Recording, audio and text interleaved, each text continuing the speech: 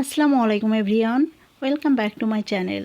সবাইকে আবারও স্বাগতম জানাচ্ছি নতুন একটা এপিসোড দেখার জন্য। আজকের পর্বে শেয়ার করব গরমে কলিজা ঠান্ডা করা এবং আত্মার প্রশান্তি আনার মতো একটা ডেজার্ট রেসিপি। ঘরে থাকা মাত্র 4টি উপকরণ দিয়ে তৈরি হয়ে যাবে মাত্র 5 মিনিটে। তো চলুন রেসিপিটি দেখে নেওয়া যাক। বিসমিল্লাহ। প্রথমে আমি একটা হাঁড়ির মধ্যে দিয়ে দিব 2টা ডিমের কুসুম। মিষ্টির জন্য এখানে আমি দিয়ে দিব 1/4 কাপ চিনি। চিনিটা যে যা টেস্ট বুঝে দিয়ে দেবেন। এবার উইক্সের সাহায্যে ডিমের কুসুম এবং চিনিটাকে ভালো করে ফেটিয়ে নেব। ফেটাতে ফেটাতে একটা পর্যায়ে লক্ষ্য করবেন যে ডিমের কুসুমটা ফোমি টেক্সচারে চলে এসেছে, অনেকটা কিন্তু কালার চেঞ্জ হয়ে যাবে। চিনির কিছুটা গোটা ভাব থাকলে কিন্তু সমস্যা নাই, হালকা একটু গোটা গোটা থাকলে পরবর্তীতে সেটা মেল্ট হয়ে যাবে।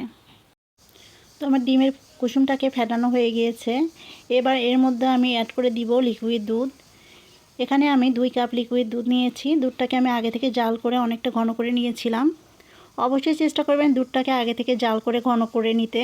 আর এখানে কিন্তু আমি নর্মাল টেম্পারেচারের দুধটা ইউজ করেছি, মানে দুধটা জাল করার পর সম্পূর্ণ ঠান্ডা করে নিয়েছি, তারপর ডিমের কুসুমের সঙ্গে অ্যাড করে নিয়েছি। গরম দুধ যদি ডিমের সঙ্গে দিয়ে দেন তাহলে কিন্তু ডিমের কুসুমটা দানাদার হয়ে যাবে। এখানে আমি 1/2 কাপ কর্নফ্লাওয়ার দিয়ে দিয়েছি। কর্নফ্লাওয়ারটা দেওয়ার পর হ্যান্ড উইক্সের সাহায্যে কিন্তু অনবরত নেড়েচেড়ে জাল করে নিতে হবে। চুলার আঁচটাকে এই পর্যায়ে কিন্তু কমিয়ে রাখতে হবে। এখানে আমি ফ্লেভারের জন্য সবুজ এলাচ দিয়ে দিলাম এবং সামান্য পরিমাণ লবণ দিয়ে দিলাম। যে কোনো মিষ্টি খাবারে কিন্তু সামান্য একটু লবণ দিলে টেস্টটা ব্যালেন্স হয়ে যায়। এবার অনবরত নেড়েচেড়ে এই দুধটাকে জাল করে নিতে হবে। কোনোভাবেই কিন্তু নাড়াচাড়া বন্ধ করা যাবে না, তাহলে কিন্তু তলানিতে লেগে যাবে। খুব অল্প সময়ের মধ্যে লক্ষ্য করবেন যে এই ব্যাটারটা ঘন হতে শুরু করেছে। সে পর্যায়ে চুলার আঁচটাকে আরও একটু কমিয়ে দেবেন। দেখতেই পাচ্ছেন একটা ক্রিমের মতো টেক্সচার চলে এসেছে। এখন যে সবুজ এলাচটা দিয়ে দিয়েছিলাম এটাকে আমি উঠিয়ে ফেলে দিব।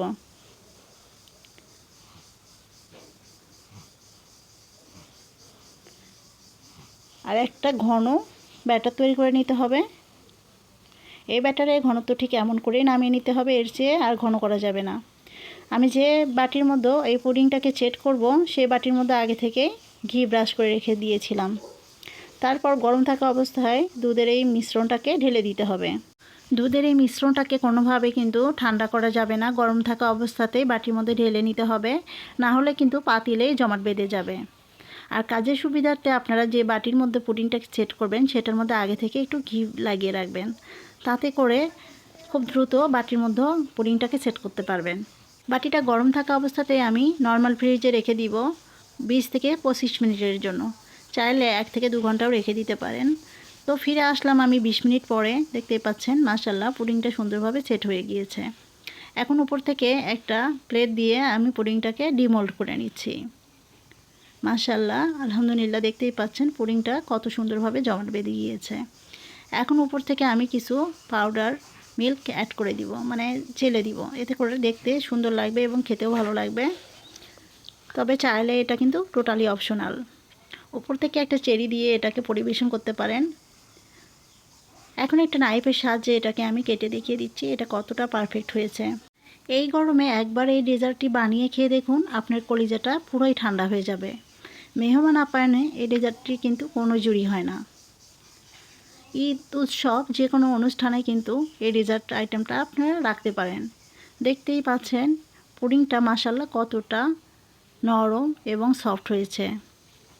এবার তো ভেঙে দেখানোর পালা। আলহামদুলিল্লাহ, এই পুডিংটা দেখতেই শুধু সুন্দর না, খেতেও অনেক বেশি মজাদার। তো ভিডিওটি যদি ভালো লাগে লাইক কমেন্ট শেয়ার করে দেবেন। আজকের মতো বিদায় নিচ্ছি। সবাই ভালো থাকবেন, সুস্থ থাকবেন। আল্লাহ হাফেজ। আসসালামু আলাইকুম।